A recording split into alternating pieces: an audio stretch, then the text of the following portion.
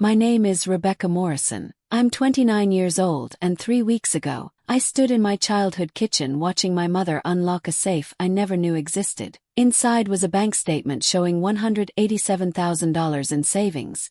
Every penny from the college fund my grandparents had set up for me when I was born. Money I was told had never existed. Money my parents had spent sending my brother Derek to law school while I worked 3 jobs to pay for community college. But what destroyed me wasn't the lie about the money. It was what my mother said when she finally looked me in the eye.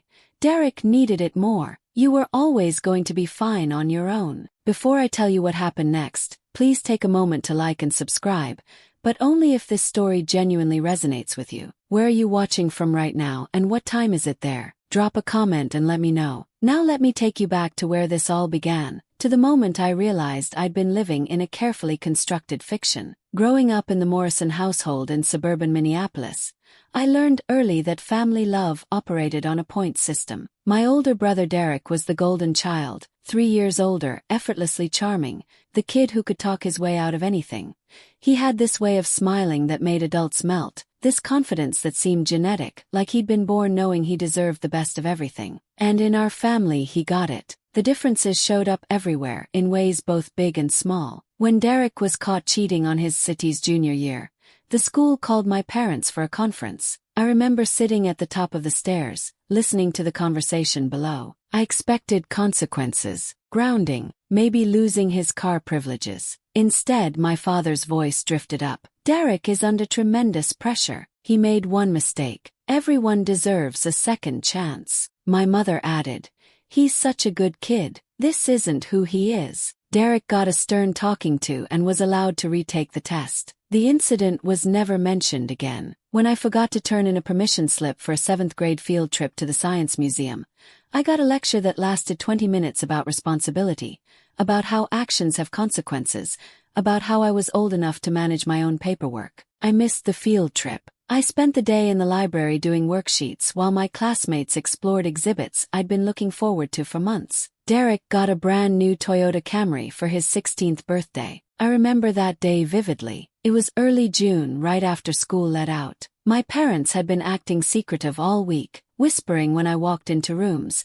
exchanging meaningful looks. On Saturday morning, they led Derek outside with his hands over his eyes. The car sat in the driveway, silver paint gleaming in the morning sun, red bow on the hood like something from a commercial. 40 of his friends showed up for a surprise party. There was a DJ, 3-tier cake. My mother had rented tables and chairs. The neighbors came out to watch. Derek cried. My father put his arm around him and said, "You deserve this, son. You've worked so hard." I was 13, sitting on the front steps watching. No one seemed to notice I was there. My 16th birthday came 8 weeks later, in early August. I'd been dropping hints for months about wanting a used car, nothing fancy, just something reliable so I could get to my after-school job at the library. On the morning of my birthday, my parents took me to Olive Garden for dinner. The 3 of us, no friends, no decorations, no surprise. We ordered the endless pasta bowl. At the end, the server brought out a piece of tiramisu with a single candle. My parents sang quietly, looking slightly embarrassed. We split it 3 ways. "This is nice, isn't it?" my mother said, scraping the last of the mascarpone from her plate. "Just the family. Quality time." He nodded. I didn't mention the car. I didn't mention that Derek's party had cost more than a decent used vehicle would have. When we got home, my father handed me a card with a $50 check inside. "For something special," he said. The next day, I opened a savings account with that $50. I started saving for my own car. It took me 14 months of working 15 hours a week at the library,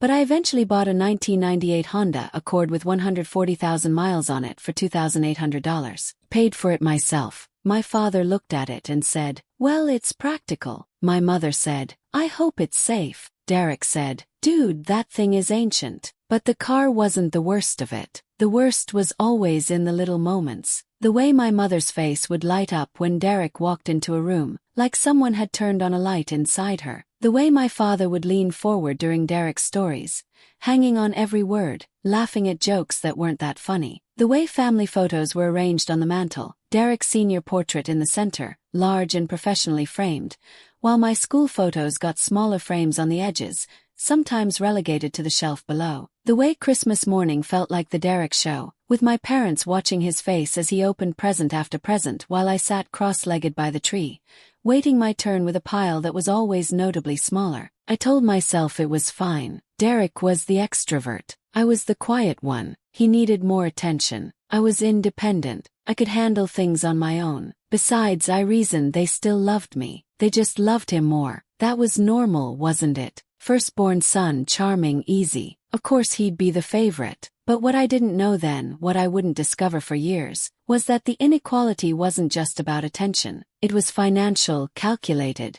and had been going on since before I could remember. They weren't just giving Derek more love. They were giving him my future. The college fund conversation happened when I was 17, during my senior year of high school. It was early November, the kind of gray Minnesota evening where the sun sets at 4:30 and the cold seeps through every window. I was applying to universities, looking at journalism programs across the country. Northwestern had a program I'd been dreaming about since freshman year. University of Missouri had one of the best journalism schools in the nation. Columbia had an undergraduate program that fed directly into their prestigious graduate school. My grades were solid, 3.8 GPA, editor of the school newspaper National Honor Society, AP Scholar. I'd spent 3 years building a resume specifically for this. I had clips from the school paper, letters of recommendation from my English and history teachers, a personal essay about wanting to investigate stories that mattered. One evening after dinner, I spread out all my college materials on the kitchen table: brochures, application checklists, financial aid forms. My parents came in with coffee and sat down across from me. I felt a flutter of excitement. This was the moment we'd plan my future together. Northwestern is my top choice, I said, showing them the brochure. Their journalism program has a 92% job placement rate within 6 months of graduation. They have partnerships with major newspapers and— Rebecca, my father interrupted gently,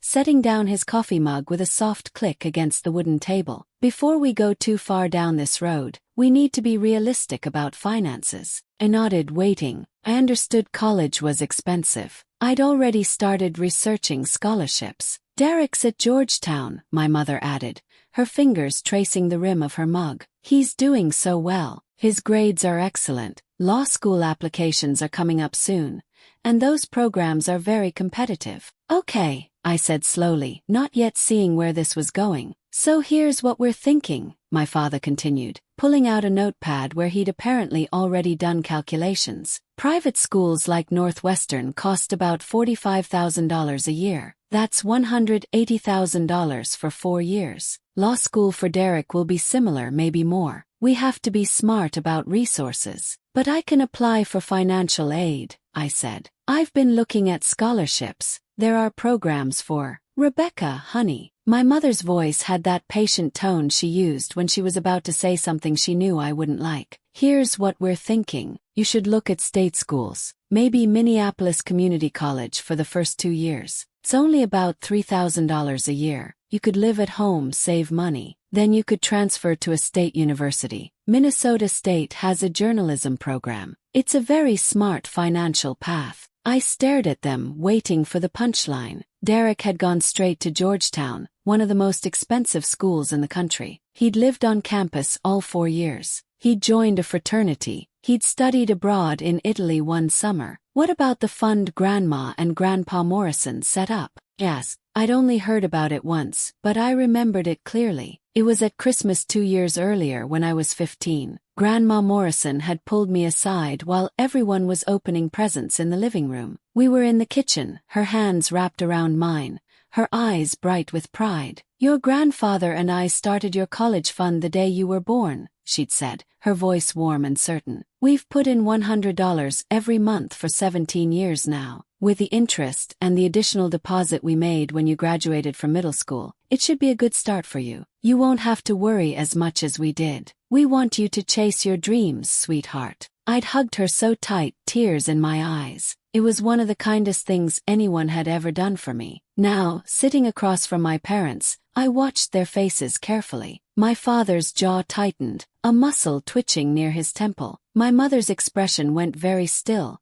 the way it did when she was deciding how to handle something. What fund? My mother finally asked, her voice carefully neutral. The college fund. Grandma Morrison told me about it at Christmas. She said they'd been contributing since I was born, that it was for my education. My parents exchanged a look, one of those silent conversations married people have. My father cleared his throat. Honey, I think you misunderstood. Your grandparents helped with some early childhood expenses when you were very young, daycare, things like that, but there's no fund. There never was a separate college fund. But Grandma said, Rebecca. My mother's voice was sharper now. Your grandmother is 81 years old. She gets confused sometimes. She probably mixed you up with Derek, or maybe she was thinking about something from years ago. But I promise you, there is no college fund in your name. I sat there frozen. I remembered that conversation with perfect clarity. The way Grandma had smiled, the specific details. $100 a month, 17 years, interest, additional deposit. Are you sure? I asked quietly. Maybe we should just ask Grandma too. We're not bothering your grandmother with this, my father said firmly. She's getting older. We don't need to upset her by making her feel like she made a promise she couldn't keep. The answer is no, Rebecca. There's no fund. We need to work with what we actually have. And what we actually have, my mother added, needs to be divided fairly between both our children's educations. Derek's pursuing a career that requires significant investment. Law school, bar exam, everything. That's the reality. That was the end of the discussion. No more debate allowed. I applied to Minneapolis Community College. Got accepted. I started classes the following fall while Derek continued at Georgetown, living in a 2-bedroom apartment that my father helped him furnish with hand-me-down furniture from our basement and new items from IKEA. For the next 7 years I worked. Not just worked, I worked constantly, relentlessly, with a kind of exhaustion that seeps into your bones and never quite leaves. During my first year of community college, I had 3 jobs simultaneously. Every single day was scheduled down to the 15-minute interval. My first job started at 5 a.m. I was a barista at Starbucks, the morning shift that no one wanted. I'd wake up at 4:15, shower in 3 minutes, pull my hair into a bun that would last 12 hours, and drive through the dark Minnesota streets to the coffee shop. The work was physical and relentless. By the time the morning rush hit at 7 a.m., I'd already made 50 drinks, restocked supplies, cleaned equipment, and dealt with the particular impatience of people who hadn't had their caffeine yet. Skim milk, not 2%. A woman in a business suit would snap, shoving the cup back at me. I said extra hot. My manager, Trina, was 22 and treated the position like she was running a military operation. Faster, Rebecca. You're 3 seconds behind on that last order. 3 seconds times 200 customers is 10 minutes of lost productivity. I'd clock out at 11 a.m. with my hands cramping from holding the milk pitcher, my clothes smelling like espresso and vanilla syrup, my feet already aching in a way that promised worse pain by bedtime. Then I'd drive straight to my second job, an administrative assistant position at a dental practice called Maple Grove Dental Associates. I had exactly 45 minutes between jobs, just enough time to eat a protein bar in my car, change into business casual clothes I kept in my trunk, and reapply deodorant in the public library bathroom. From noon to 5 p.m., I answered phones, scheduled appointments, filed insurance claims, and smiled at patients who complained about wait times or bill amounts as if I had any control over either. Dr. Bernard, the senior dentist, was pleasant enough but treated me like I was invisible. Rebecca, I need these files organized by Thursday, he'd say, dropping a stack of folders on my desk without looking at me. Also, call Mrs. Pattison about her crown. She's been calling all week. I'd add it to the list. The list was always longer than the hours I had. My supervisor, Janet, was in her 50s and had been with the practice for 20 years. She had opinions about everything. You're in school, she'd ask like it was a foreign concept. What for? These jobs pay just fine. I want to be a journalist, I'd say. Everybody wants to be something. She'd walk away, leaving me to wonder if she was right. At 5 p.m. I'd clock out, drive home to my tiny studio apartment, and force myself to eat something with protein, usually a scrambled egg or a can of tuna, sometimes just peanut butter on toast if I was too exhausted to cook. Then I'd change into all black pants, black shirt, black flats that wouldn't slip on restaurant floors. Weekend nights, I worked for an upscale catering company called Twin Cities Events. We did weddings, corporate galas, charity fundraisers, events where people spent more on flowers for one night than I made in a month. My job was to circulate with trays of hors d'oeuvres, refill champagne glasses, clear plates between courses, smile politely, and be utterly invisible. "Excuse me, miss," a guest would say, snapping their fingers. "More of those crab things." "Right away," I'd say, taking their empty plate. I'd work until midnight, sometimes 2 a.m. Then I'd drive home with tips in my pocket, usually $60 to $80 for a 6-hour shift,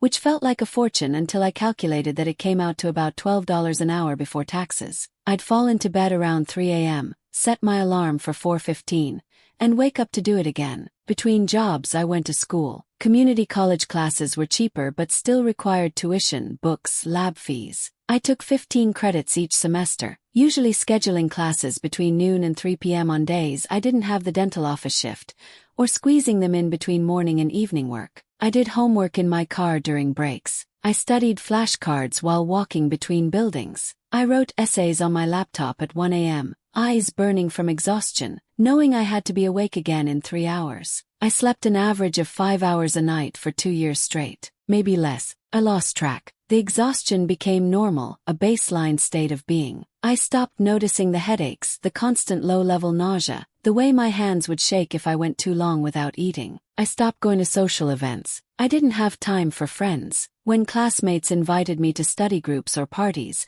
I'd smile and say, "Thanks, but I have to work." Eventually they stopped asking. I transferred to Minneapolis State University after 2 years with a 3.9 GPA and a partial scholarship that covered 60% of tuition. That scholarship felt like salvation until I did the math on the remaining 40%, plus housing, since I couldn't afford the 2-hour daily commute from my old apartment, plus books, plus the meal plan the university required for sophomores, plus health insurance, which I'd aged out of on my parents' plan the day I turned 21. The remaining costs were approximately $16,000 per year. Tuition, room and board, fees, books, everything. Times 2 years, that was $32,000. My scholarship covered about $24,000 total. I needed to come up with $8,000 per year through work and loans. I got a job at the university library, 20 hours a week at $9.50 an hour. That brought in about $760 a month. My rent in the cheapest on-campus housing was $650 a month. That left $110 for food, transportation, everything else. It wasn't enough. I took out student loans. First year $6,000. Second year $7,200. My weekends became catering shifts again. Every Saturday and Sunday I'd drive back to Minneapolis and work events for Twin Cities events, now making $15 an hour plus tips because I'd been promoted to senior server. Senior meant I could work the bar and carry the heavier trays. I graduated in 2018 with a bachelor's degree in journalism, a 3.91 GPA, 3 published pieces in the university newspaper that I was proud of, and $43,600 in student loan debt. Derek graduated from Georgetown Law that same spring. Same ceremony month, different worlds. My parents flew out for his ceremony. I knew because my mother called me the week before. "We're going to Derek's graduation," she said, her voice bright with excitement. "Georgetown is having this beautiful ceremony at the cathedral. We're staying at the Watergate Hotel. Derek got us a suite." "That's nice," I said. "When's your ceremony?" my mother asked like an afterthought. "May 12th. "Oh, that's the same weekend, isn't it? We're already committed to Derek's trip. You understand, right?" "Of course," I said. I didn't understand, but I also didn't know what else to say. They sent me a card, a graduation card with a generic message inside. "Congratulations on your graduation. We're so proud of you. Sorry we can't make it out this year, but we're thinking of you. Love, Mom and Dad." Inside was a check for $100. I used it to buy groceries for 2 weeks. Derek's graduation was a family event. I saw the photos on Facebook. My parents, Derek in his cap and gown, aunts, uncles, cousins I barely knew, all smiling in front of the cathedral. The album had 47 photos. My mother had captioned it, "So proud of our Georgetown Law graduate. The world is yours, Derek." I graduated on a Saturday morning at 10 a.m. The ceremony was in the university's main gymnasium. They called 450 names. When they called mine, I walked across the stage, shook the dean's hand, took my diploma folder, and walked back to my seat. In the audience I had two people, my roommate Sarah, who I'd become close with junior year, and her mother, who'd driven 3 hours to watch her daughter graduate and had told me I was welcome to sit with them for the family photo portion. After the ceremony, Sarah's mom took us to lunch at Chipotle. "You should be so proud, Rebecca," she said, raising her iced tea in a toast. "A 3.9 GPA while working full-time. That's incredible," smiled. It was the first time anyone had said they were proud of me in 4 years. That afternoon I went to work. Twin Cities Events had a wedding that needed servers. I worked the cocktail hour, the dinner service, the reception. I made $180 in tips. I needed the money. My first student loan payment was due in 6 months. After graduation, I landed a job at a small regional newspaper covering city council meetings and local crime. The starting salary was $32,000 a year. It wasn't much, but it was steady. Derek got an associate position at a corporate law firm in Chicago starting at $160,000 annually. My parents called me to share the news like it was a family achievement. "Isn't it wonderful? Gosh, he's going to do so well. What about you?" Dad asked as an afterthought. "How's the newspaper job?" "It's good," I said. "I'm working on a piece about housing discrimination." "That's nice, honey. Derek just got assigned to a major merger case. He says it's very complex." That became the pattern. Derek's accomplishments were family celebrations. Mine were footnotes. When he bought a condo in downtown Chicago 2 years later, my parents flew out to help him decorate. When I finally saved enough for a security deposit on a 1-bedroom apartment in a safe neighborhood, I moved myself. I didn't even tell them. What would be the point? They didn't ask. For 2 years after college, I barely saw my family. The distance felt easier than the constant reminder of being second place. Then Grandma Morrison got sick. In February 2021, 3 years after graduation, I got the call from my mother. It was a Tuesday evening. I was at my desk at the newspaper, working on a piece about city budget allocations, when my phone rang with my mother's contact. We hadn't spoken in probably 4 months. "Rebecca." Her voice was tight, controlled in that way that meant she was holding back emotion. "It's Grandma Morrison. She's been diagnosed with stage 4 pancreatic cancer. They're saying maybe 3 months. You should come see her soon."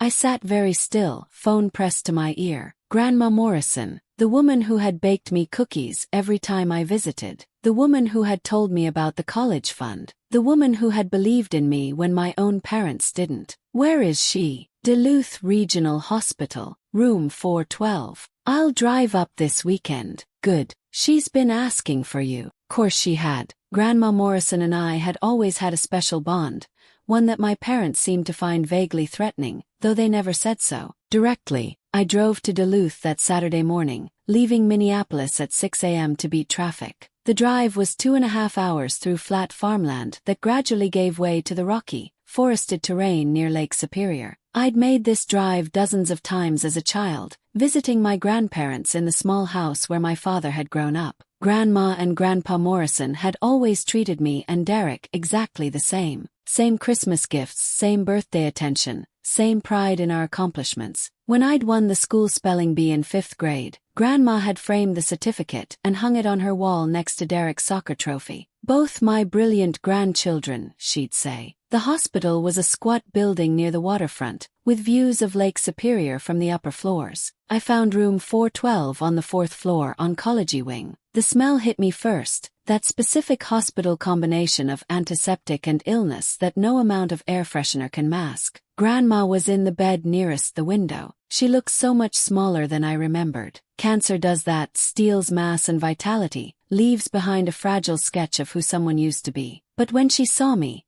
her eyes lit up with the same sharp intelligence I'd always known. "Rebecca, my sweet girl." I crossed the room and took her hand. Her skin was paper-thin, spotted with age and 4 bruises, but her grip was still strong. "Grandma, I came as soon as I heard." "I know you did. You always were the responsible one." She smiled, but it faded quickly. "We need to talk, sweetheart. There isn't much time, and I've been carrying something that I should have told you years ago." I pulled a chair close to her bedside. "What is it?" "Your college fund. The one your grandfather and I set up for you. My chest tightened immediately. Mom and Dad said it didn't exist. They said you were confused. Grandma's face hardened in a way I'd never seen, a flash of anger so fierce it transformed her. I was not confused. I'm not confused. There was a fund. There is a fund. And what happened to it is something your father should be ashamed of for the rest of his life. She took a labored breath, and I waited, my heart pounding. Your grandfather and I opened that account the day you were born, November 12, 1992. We put in an initial deposit of $1,000, and then we contributed $100 every month for 18 years. That's $21,600 in contributions alone. With interest compounding over time, the account should have had at least $28,000 to $30,000 by the time you turned 18. But why didn't anyone tell me? We did tell you. I told you when you were 15 at Christmas. Do you remember? I remember perfectly. You said it was for college, that I wouldn't have to worry like you did. Exactly, and I meant every word. Grandma's eyes filled with tears. When you were 17, in the fall of your senior year, your father called me. He said you were applying for financial aid and that the applications required listing all assets in your name. He asked for the account details so he could accurately report it. I gave him everything: account number, bank name, current balance. She paused, struggling for breath. A nurse passed by the door, glanced in, kept walking. A month later, I was balancing my own accounts and decided to check on yours. I wanted to see how the interest was doing, maybe make one more contribution before you graduated. When I logged in, the account was empty, completely empty. The entire balance had been transferred out. Felt cold. When? November 15, 2009. A single electronic transfer to an account I didn't recognize. Called your father immediately, demanded to know what happened. What did he say? Grandma looked away, toward the window where gray light filtered through. He said Derek needed it for Georgetown. He said the accounts they'd set up for Derek weren't enough, that law school was expensive, that they had to make a choice. He promised me they'd pay it back before you graduated high school. He swore on his father's grave. They didn't. I know they didn't, because when you were 18 and applying to colleges, you called me one night. Remember, you were upset. You said your parents told you there was no fund, that I'd been confused, that they couldn't afford to send you anywhere but community college. I remember. You told me not to worry, that education comes in many forms. Because I didn't know what else to say. I was devastated, Rebecca. Devastated and furious. I confronted your father again. He said it was too late, that the money was spent, that they were doing the best they could. He asked me not to tell you because it would cause unnecessary conflict in the family. The tears were flowing now, hers and mine. I should have told you anyway. I should have stood up to him. But your grandfather had just died 6 months earlier, and I was barely holding myself together. I was weak. I let him convince me that silence was better for everyone. And then I watched you work yourself into the ground for 7 years while Derek lived the life you should have had. Grandma, it's not your fault. It is my fault. Chose peace over truth. I chose my son over my granddaughter. That's a failure I'll carry to my grave, which apparently is coming soon. She tried to laugh, but it turned into a cough that shook her whole body. I held her hand until it passed. When she could breathe again, she looked at me with fierce intensity. Promise me something. Anything. Promise me you'll get what's yours. Your father took that money illegally. It was held in trust for you. Fight for it, Rebecca. Make him answer for what he did. Don't let them erase this. Don't let them rewrite history. Promise. I sat with her for 3 more hours, talking about everything and nothing. She told me stories about my grandfather, about my father as a young man before he'd become whatever he was now. When visiting hours ended, I kissed her forehead. I love you, Grandma. I love you too, sweet girl. Now go get what's yours. And don't you dare feel guilty about it. Grandma Morrison died 3 weeks later, on March 7, 2021. Peacefully in her sleep, the nurses said. I'd like to think she went peacefully, but I suspect she went angry. Angry at my father, angry at the injustice, and maybe that anger gave her permission to finally let go. At her funeral, my parents cried openly. My mother wore black Chanel, the kind of designer grief that looked expensive. I wore the same dress I'd worn to 3 job interviews. I didn't cry. Couldn't. All I could think about was the account, the empty account, and the lie that had shaped my entire adult life. The week after the funeral, I hired an attorney. Her name was Catherine Wells, a family law specialist Rachel, my cousin on my mother's side, had recommended. She had a reputation for being both thorough and fearless. I walked into her office with a folder containing everything I had: Grandma's medical records showing she was of sound mind until the end, a notarized statement I'd gotten from her 3 days before she passed, detailing the college fund and the transfer, and bank records my grandfather had kept that showed the initial account setup and 18 years of monthly contributions. Catherine read through everything twice. When she looked up, her expression was serious. "This is a strong case. Your grandmother set up an irrevocable trust for your benefit. Your parents had no legal right to redirect those funds, even as your guardians. The fact that they lied about the existence of the account makes this worse. Can we prove the transfer? If your parents cooperated, yes. If they've hidden the records, it gets harder, but we can subpoena bank records. We can depose both of them. This won't be pleasant, Rebecca. Family law cases rarely are." I thought about the past 7 years, the exhaustion, the debt, the constant struggle. "I want to proceed." She nodded. "I'll draft a demand letter first. We'll request full disclosure of the account, where the money went, and restitution of the original amount plus interest and damages for educational expenses you incurred due to their fraud. If they don't respond appropriately, we file a lawsuit." The letter was sent the next day. My father called me 3 hours after the letter was delivered. I let it go to voicemail. "Rebecca, we just got a very disturbing letter from some attorney. This is ridiculous. We need to talk like a family. Call me back." I didn't call back. My mother texted, "How could you do this to us? After everything we've done for you, this is what we get for raising you." I blocked the number. Derek called next. "Becca, what the hell? You're suing Mom and Dad over something Grandma said when she was dying. She wasn't thinking clearly. You're going to destroy this family over nothing." "It wasn't nothing," I said quietly. "That money was mine. They stole it and lied about it for a decade. They didn't steal it. They reallocated family resources. That's what parents do." "Did they reallocate your resources, Derek? Did they take your college fund and give it to me?" Silence. "I didn't think so," I said and hung up. Catherine sent a second letter 2 weeks later, this time with a deadline. "Provide all records within 30 days or face litigation." On day 29, their attorney responded. They were willing to meet. The mediation was set for March 15, 2021. We met in a conference room in downtown Minneapolis. Neutral territory. My parents arrived with their attorney, a man named Gerald Pritchard who specialized in asset protection. Fitting. I sat across from them with Catherine beside me. For the first time in months, I looked directly at my parents. My father looked older, tired. My mother's face was composed, but her hands were shaking. "Let's begin," the mediator said. "Ms. Morrison, you've alleged that funds held in trust for your benefit were misappropriated. Mr. and Mrs. Morrison, you've denied any wrongdoing. Let's see if we can find common ground." Gerald cleared his throat. "My clients acknowledge that a college fund existed. However, they contend that the fund was always intended as a family educational resource,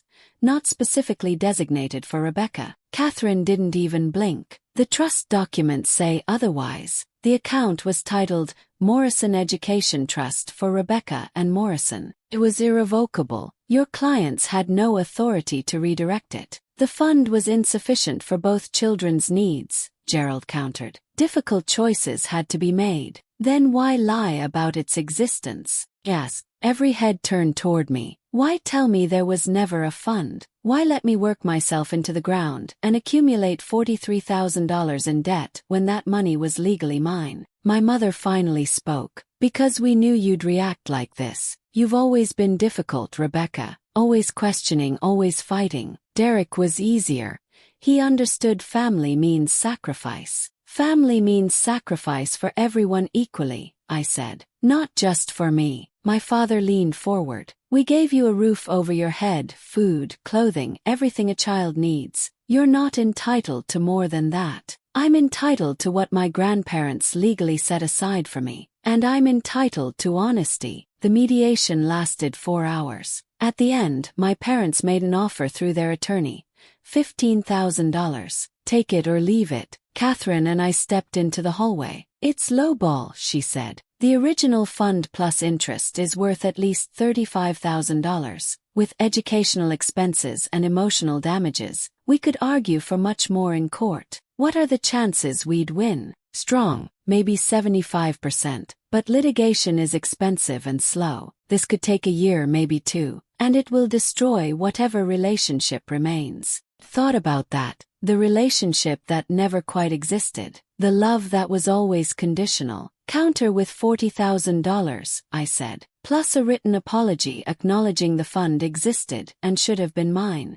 Catherine smiled. Now we're talking. The negotiation took 3 more weeks. Back and forth, offer and counteroffer. Finally we settled. $37,500 and a signed letter acknowledging that funds originally designated for Rebecca's education were redirected without her knowledge or consent, and the Morrison family regrets this decision. It wasn't everything, but it was something. The check arrived on April 30, 2021. Cashier's check for $37,500. I deposited it the same day. The first thing I did was pay off my student loans. All $39,800 of the remaining balance. The weight that lifted from my shoulders was physical. For the first time since I was 18, I didn't owe anyone anything. The second thing I did was put $20,000 into a high-yield savings account. Emergency fund. Security. The future my grandparents had wanted me to have. The third thing I did was book a trip to New York City for 1 week. I'd never traveled anywhere that wasn't for work. I stayed in a small hotel in Brooklyn, ate at restaurants I chose without looking at the prices first, visited museums, walked through Central Park in the rain. It was the first time in my adult life I'd felt free. When I came back, my parents were gone. Not physically, they were still in Minneapolis, still living in the house I grew up in, but they were gone from my life. No calls, no texts, no acknowledgement that I existed. Derek sent one message. I hope you're happy. You got your money and lost your family. I replied, I lost my family a long time ago. I just finally got compensated for it. I didn't hear from him again. For 6 months I heard nothing. Silence where there had always been at least the pretense of connection. It was strange at first, then peaceful. Focused on work. I got promoted to senior reporter. I started covering state politics, writing pieces that actually mattered. I started dating someone I met through a friend, a public defender named Marcus who understood what it meant to fight for what's right even when it's hard. Life got better, quieter, more mine. Then, in November 2021, Rachel called. Your mom's been calling my mom. What does she want? She wants you to come to Thanksgiving. She says it's time to move past this unpleasantness and be a family again. I laughed, actually laughed. Tell her no. Are you sure? I know they hurt you, but, Rachel, they spent 18 years treating me like I was worth less than my brother. They stole money my grandparents saved for me, lied about it,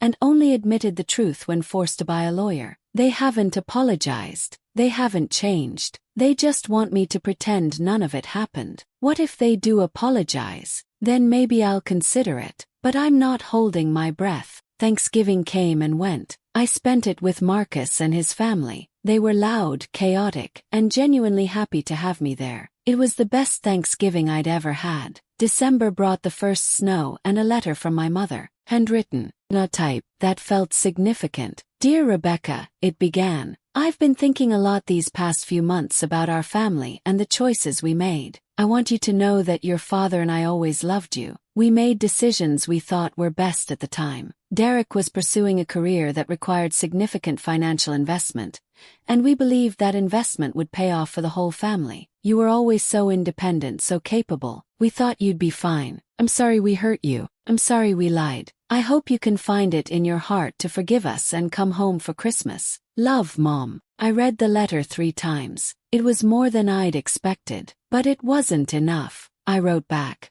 Mom, I appreciate you reaching out. I'm glad you've been thinking about what happened, but an apology that begins with, we thought it was best, isn't really an apology. It's an explanation, a justification. Here's what I need to hear if we're ever going to have a real relationship.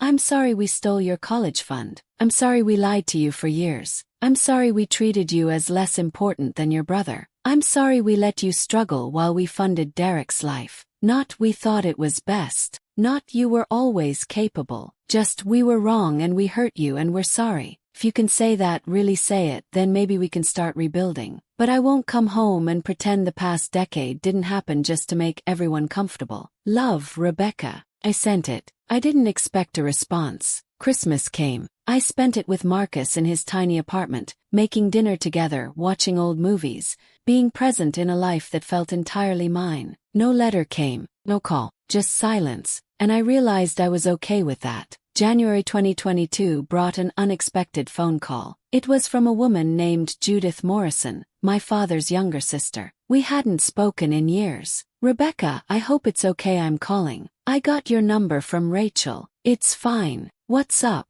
I heard about what happened with the college fund with your parents. I wanted you to know that I think what they did was wrong. I sat down. Thank you for saying that. I also wanted to tell you something I probably should have told you years ago. When you were about 10, there was a family meeting. Just the adults. Your parents, me, Rachel's parents. Your mom laid out this whole plan about Derek's future. Law school, prestigious firm, the works. She said they needed to focus resources on maximizing his potential. And I was what? The acceptable loss. Your mom said you were smart and driven and would figure things out on your own. She said Derek needed more support because he was, in her words, more fragile. I should have spoken up. I should have said something. I didn't. And I'm sorry. I could hear the regret in her voice. Why are you telling me this now? Because silence protects the wrong people. And because you deserve to know that what happened wasn't in your head. It was real. It was calculated. And it was wrong. We talked for an hour. About family, about choices, about the cost of keeping peace. When we hung up, I felt something shift. Validation. Confirmation. I wasn't crazy. I wasn't entitled. I'd been systematically deprioritized by people who should have protected me. And now I knew the truth. Completely. 3 years passed. 3 years of building a life I chose. Got promoted again. Investigative reporter covering state corruption. I broke a story about misused education funds that led to 2 resignations and a federal investigation. I won an award. I bought a condo. Small but mine. No debt. No one else's name on the mortgage. Marcus and I moved in together. We adopted a dog. We talked about marriage someday, but we weren't rushing. Life was good. Stable.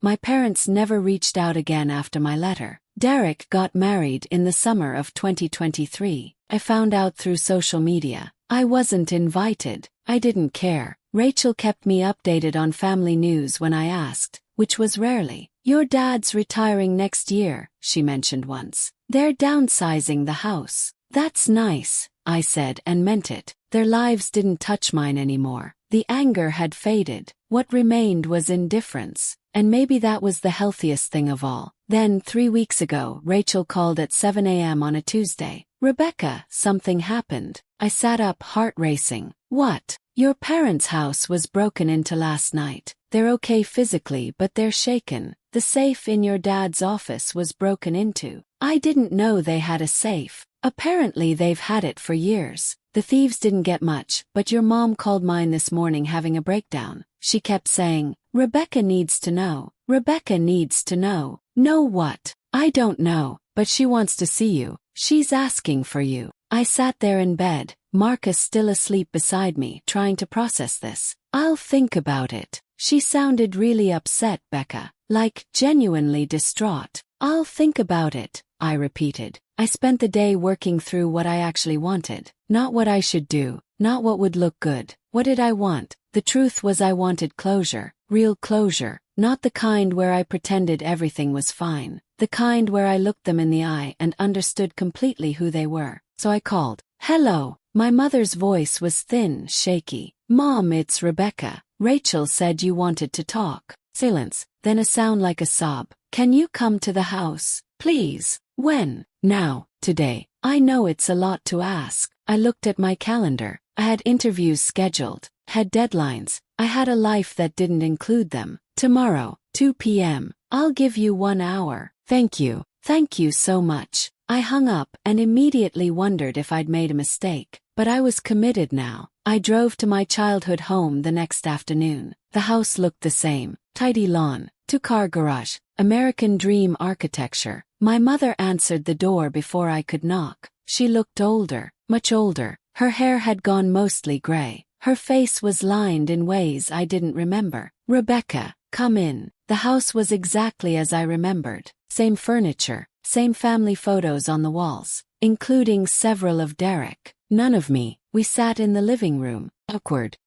"Your father's at the doctor," she said. "Nothing serious, just a checkup." Rachel said there was a break-in. "Yes, 2 nights ago. They broke the office window, went straight for the safe." "What did they take?" My mother's hands twisted together in her lap. "Not much. Some cash, old watches, but they opened it. They saw everything." "Okay, Rebecca, there's something I need to show you. Something I should have shown you years ago. Something I should never have hidden." She stood and walked to the hallway closet, came back with a locked metal box. She opened it with a key from her pocket. Inside were documents, bank statements. She pulled one out and handed it to me. It was a statement for Morrison Education Trust, Rebecca and Morrison. The balance showed $187,432. I stared at it. "I don't understand. We settled for $37,500. You said that was all that was left." My mother's voice was barely a whisper. "We lied." The room went very still. "Your grandmother's original fund had about $32,000 when you turned 18. We did take it for Derek's law school, but your grandfather Morrison had set up a second account, larger one. He funded it with $50,000 when you were born and added to it over the years. He made it mature when you turned 25. It was supposed to be for a house, for your future. Why didn't I know about this?" "Because we kept it. We never told you it existed. When it matured in 2018,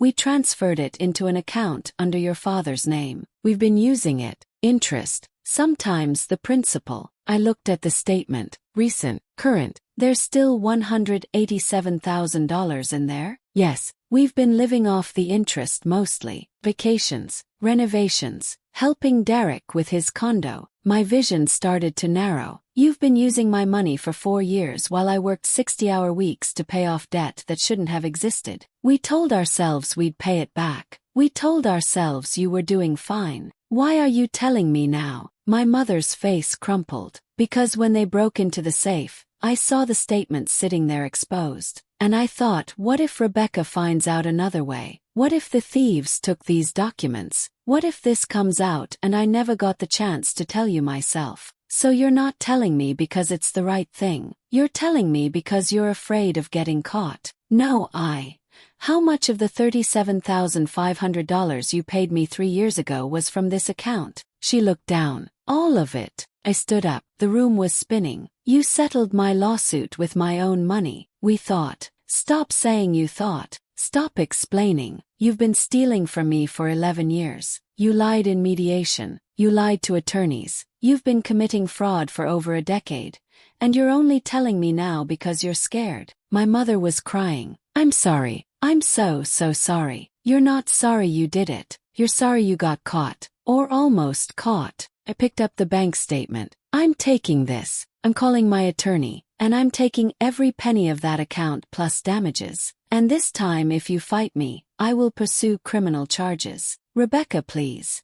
You had 11 years to do the right thing. You chose to keep stealing. We're done." I walked out, got in my car, drove 3 blocks before I had to pull over because my hands were shaking too hard to steer. I called Catherine Wells from the parking lot of a grocery store. "Catherine, I need you to file an emergency motion. Fraudulent concealment, asset recovery, and I want a forensic accountant to go through every transaction." "What happened?" I told her everything. When I finished, she was quiet for a long moment. "Rebecca, this is bad. For them, this is criminal fraud. Conversion of trust assets. This isn't civil anymore. This could mean jail time." "Good. Are you sure? This is your parents." "These aren't my parents. Parents don't do this to their children." "Okay, I'll have papers filed by end of day tomorrow. But Rebecca, once this starts, there's no going back. This will be public record. This will be ugly. It's been ugly for 11 years. Now it's just going to be honest." The lawsuit was filed 4 days later. The local news picked it up within a week. "Daughter sues parents over stolen trust fund. alleges decade of fraud. Derek called me screaming. I let him leave a voicemail. I never listened to it. I blocked his number. My mother tried to reach me through Rachel. I told Rachel I loved her, but I couldn't have any intermediaries. This was between me, my parents, and the court. The case moved faster than Catherine expected. The evidence was overwhelming. Bank records showing the transfer, statements showing years of withdrawals. My parents had documented their own theft meticulously. In August 2024, we went to court. My parents arrived with Gerald Pritchard again. He looked less confident this time. The judge reviewed the evidence in chambers. When she came back out, her face was grim. This court finds that the defendants knowingly and willfully converted trust assets for personal use over an extended period, while actively concealing the existence of said trust from the beneficiary. This represents not just a civil breach of fiduciary duty but potentially criminal fraud. Gerald tried to argue for a settlement. The judge cut him off. Your clients had multiple opportunities to disclose these assets and chose deception. The court orders immediate transfer of all assets in the account plus interest, plus punitive damages of $50,000, plus plaintiff's legal fees. Total judgment, $267,000. My mother gasped. My father sat frozen. Furthermore, the judge continued, I'm referring this case to the county prosecutor's office for review of potential criminal charges. These are exactly the kind of financial elder abuse and fraud cases that merit prosecution. We walked out of that courthouse into bright sunshine. Catherine turned to me. You won. Completely. I know. How do you feel? Thought about it. I feel free. The money was transferred within 30 days. $267,000. I paid Catherine's fees. $22,000, worth every penny. The remaining $245,000 went into investments. If secure, finally mine. I didn't gloat. I didn't celebrate publicly. I just quietly built the life I'd always deserved. That was 3 months ago. Last week, my father called from a number I didn't recognize. I answered by accident. Rebecca, please don't hang up. I almost did, but something made me wait. We're losing the house, he said. The judgment, the legal fees, our savings are gone. We have to sell. We'll be moving into a 1-bedroom apartment. Waited. I know we don't deserve your sympathy. I know what we did was unforgivable, but I'm calling to tell you something I should have said 11 years ago. You were right about all of it. We treated you like you were disposable. We prioritized Derek because it was easier, because your mother saw herself in him, because you were strong, and we told ourselves that meant you didn't need us. We stole from you. We lied to you. We betrayed you in ways that can never be repaired. And I'm sorry. I'm genuinely, truly sorry. Not because we got caught. Not because we're facing consequences. But because we destroyed our relationship with a daughter who deserved so much better. I listened to him cry. This man who had never once chosen me. I need you to know, I said finally, that I believe you're sorry now. I believe you regret what you did. But that doesn't change anything. You had countless chances to choose me, to be honest with me, to love me the way you loved Derek. You chose not to. Every single time. I know. I hope you rebuild your life. I hope you and Mom find some peace. But it won't be with me in it. I've spent my whole life trying to earn love from people who treated it like a limited resource. I'm done. I forgive you, but I don't want a relationship. Those are two different things. I understand. Goodbye, Dad. Hung up, and I meant it. Goodbye. Not with anger, not with bitterness, just with finality. The chapter was closed. If you've stayed with me through this entire story, I want to leave you with something. Not advice, but maybe a truth I learned the hard way. For 29 years, I believed that if I just worked hard enough, sacrificed enough, proved my worth enough, my parents would see me the way they saw my brother. I was wrong. Some people are incapable of distributing love equally. Some families have a favorite, and no amount of achievement will change that hierarchy. It's not your fault. It's not because you're less worthy. It's because the people who should have loved you unconditionally didn't. And that's on them, not you. The money I recovered wasn't really about the money. It was about validation. It was about someone, in this case a judge, looking at my situation and saying, what happened to you was wrong. You deserved better. And sometimes that external validation is what you need to finally let go. I don't know what my parents' life looks like now. I don't know if Derek ever understood the role he played in all of this. I don't need to know. My life is mine now. My resources, my energy, my love, all mine to give to people who actually value me. To Marcus, who treats me like a partner, not a backup plan. To Rachel, who chose honesty over family loyalty. To the readers who trust me to tell important stories. To myself, finally, if you're carrying a weight that was never yours to bear, it's okay to put it down. It's okay to demand what's rightfully yours. It's okay to walk away from people who've proven repeatedly that they will always choose someone else. You're not selfish. You're not ungrateful. You're not breaking the family. They broke it when they decided you were worth less than someone else. You're just refusing to keep pretending otherwise. Thank you for staying with me through this story. If it resonated with you, please like and subscribe. I'd love to hear from you. Have you ever had to fight for what was rightfully yours? How did it change you? Drop your thoughts in the comments. And if you want more stories about standing up for yourself and demanding the respect you deserve, check out the video in the description. Until next time, remember,